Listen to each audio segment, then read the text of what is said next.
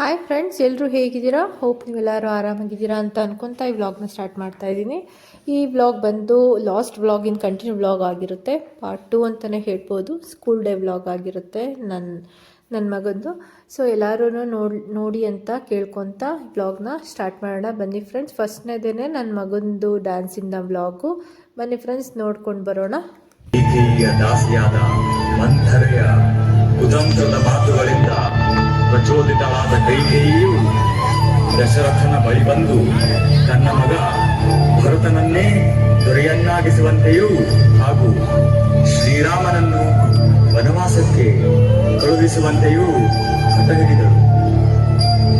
ಇದನ್ನರಿತ ಶ್ರೀರಾಮನು ಸಕಲ ರಾಜ ವೈಭೋಗಗಳನ್ನು ತ್ಯಜಿಸಿ ಸೀತೆಯ ಜೊತೆಗೆ ವನವಾಸಕ್ಕೆ ತೆರಳಲು ಆನೆಯಾದನು.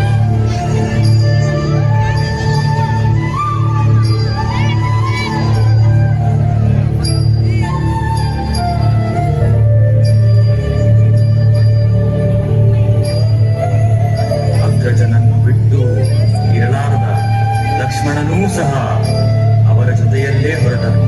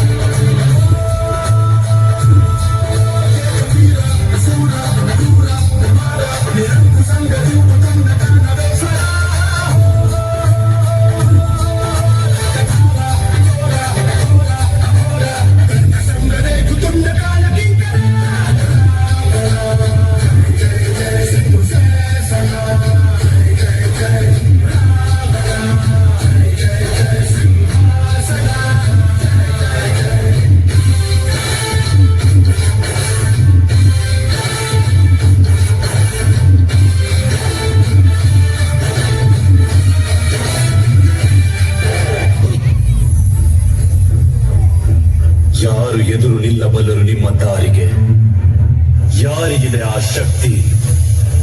ಪರ್ವತದ ಬುಡವೇ ತತ್ತರಿಸಿ ನಡುಗುತ್ತದೆ ನಿಮ್ಮ ಹೂಂಕಾರಕ್ಕೆ.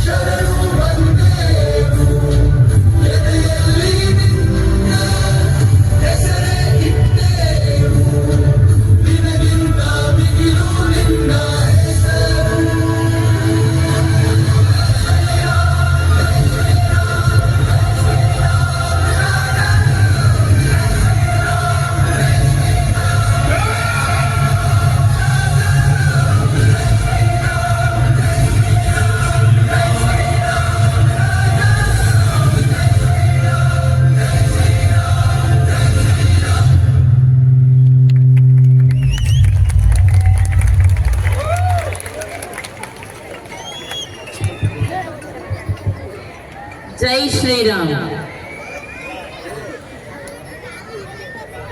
ಮಕ್ಕಳೇ, ನಿಮ್ಮ ಈ ನೃತ್ಯ ರೂಪಕದಿಂದ ನಾವೆಲ್ಲ ತ್ರೇತಾಯುಗಕ್ಕೆ